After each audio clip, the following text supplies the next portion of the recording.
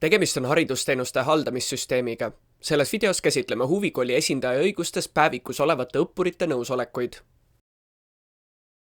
Päevikus olevate õppurite nõusolekuid saavad näha kõik, kellel on ligipääs päevikule. Nendeks on ametnikud, huvikooli esindajad, päeviku omanikud, päeviku muutmisõigustes ja ka päeviku vaatamisõigustes isikud.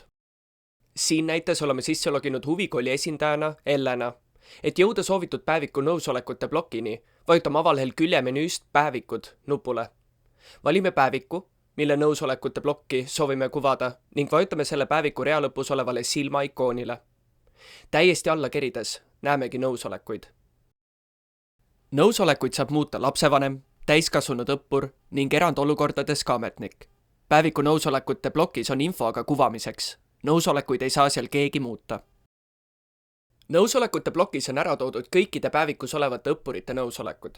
Nõusolekuid saab filtreerida nii õppuri, nõusoleku sisu, kui ka selle järgi, kas nõusolek on antud või mitte. Päevikus olevaid nõusolekuid saab sorteerida õppuri nime, nõusoleku sisu, lubatavuse ning alates kuupäeva järgi. Alates kuupäev näitab, millal alates on nõusolek kas antud või sellest on keeldutud.